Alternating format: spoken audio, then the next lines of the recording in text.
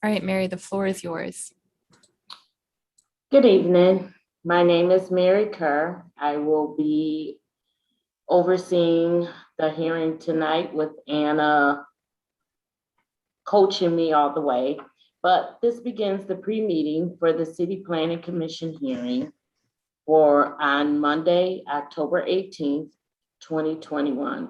During the pre-meeting, staff and Planning Commission members reviewed the cases. There is no participation by applicants or the public. Following the conclusion of the pre-meeting, a public hearing will be held at 6 p.m. Here, all cases will be heard. Applicants will be present. And any spoken public comment will be heard. After the conclusion of the hearing, deliberations will follow. The Planning Commission will take action on cases that were heard at this public hearing. There is no participation by applicants or the public at the deliberations. Thank you for joining us. And our manager of zoning has already introduced herself. So I can start with each case. Case number 1. Has everyone visited the site? Yes.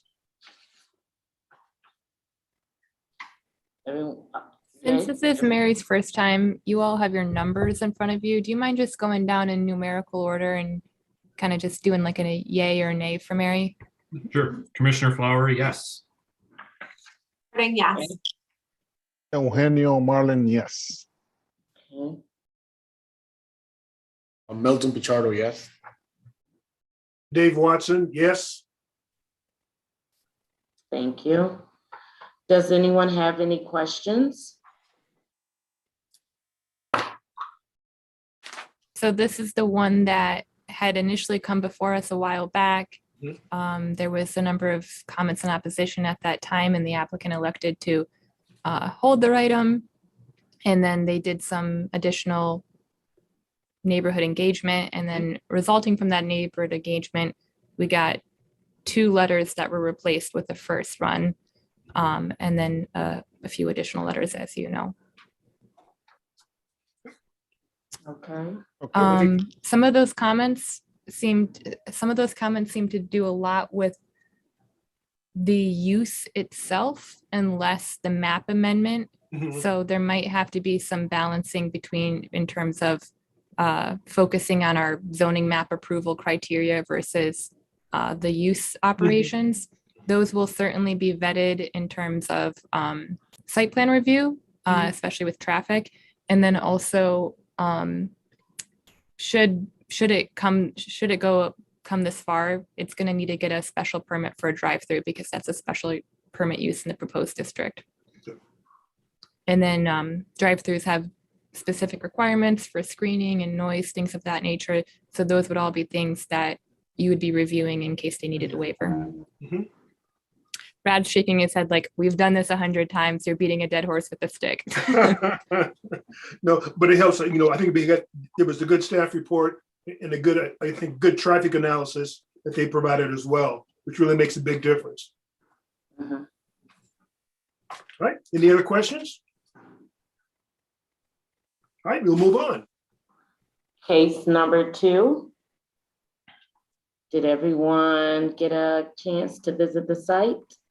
Commissioner Yes. Flower, yes. Harding, yes. Marlin, yes. Pichardo, yes. Watson, yes. Any questions on that case? No. Okay, case number 3. Did everyone get a chance to visit that site? Commissioner Flower, yes. Harding, yes. Marlin, yes.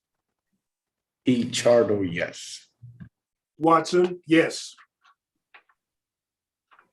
Thank you. Any questions on that site?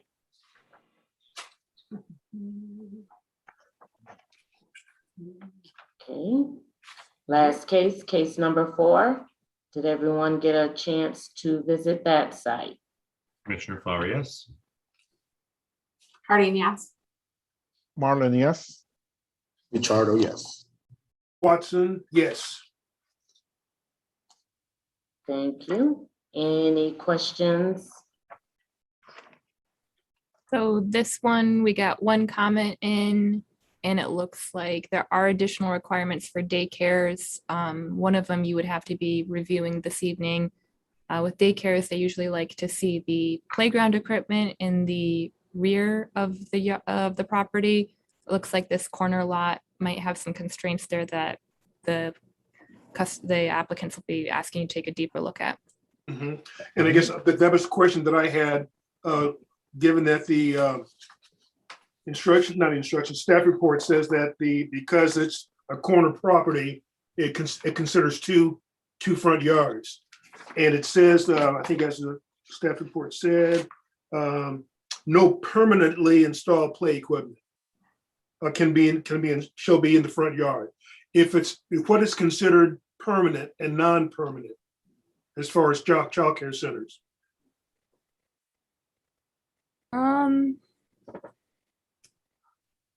Yeah.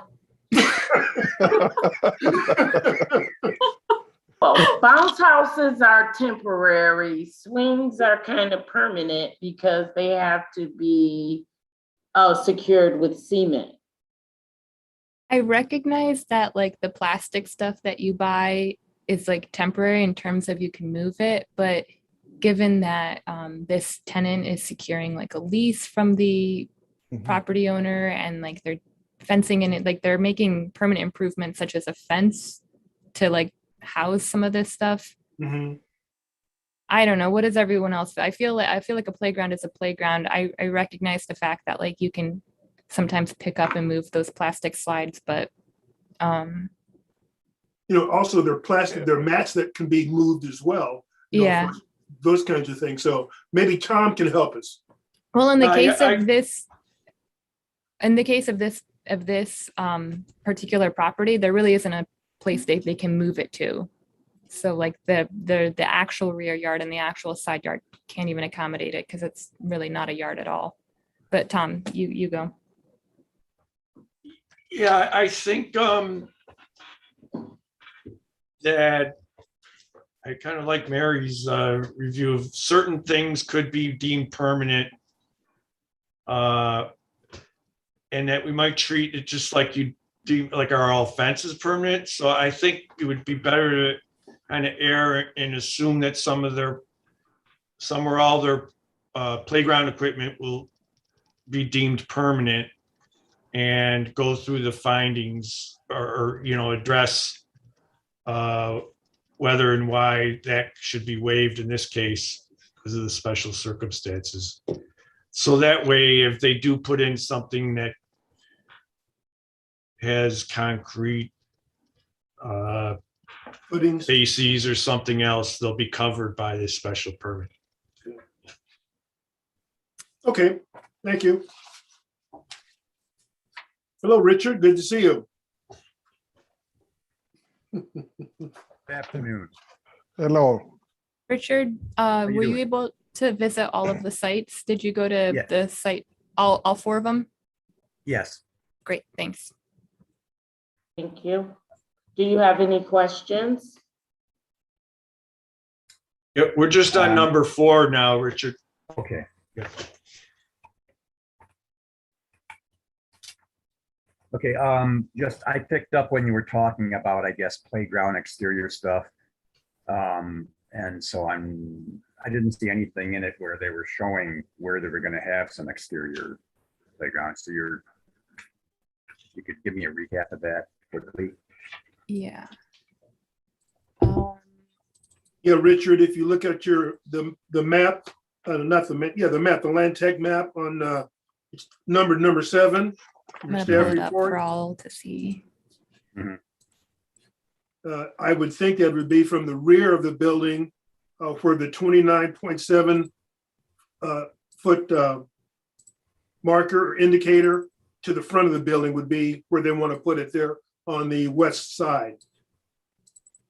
So here's their teeny tiny Okay, site plan. yeah, with I the got you. The side yard, basically. Yes. Yeah, Okay. but again, because it's not considered a side yard, because it's a corner lot. Mhm.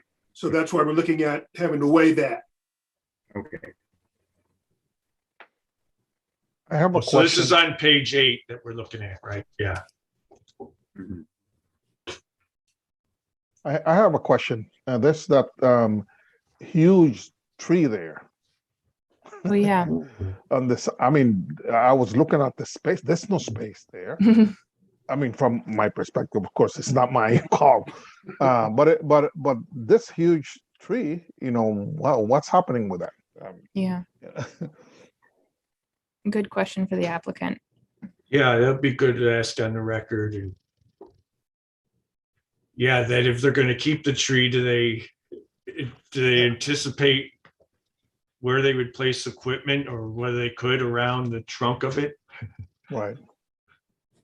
Yeah, because it looks like with the map that we have on screen, that 106, or I'm sorry, 610 square foot area will be, it appears that the tree may be outside of that fence Hmm. or that area potentially. But again, that's a good question to ask. Great.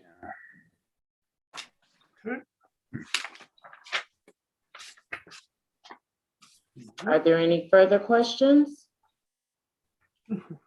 No. If there are no Nope. further questions, we can end the pre-meeting here and pick back up at 6 o'clock for the public hearing itself. All right, sounds good to me. Let's see if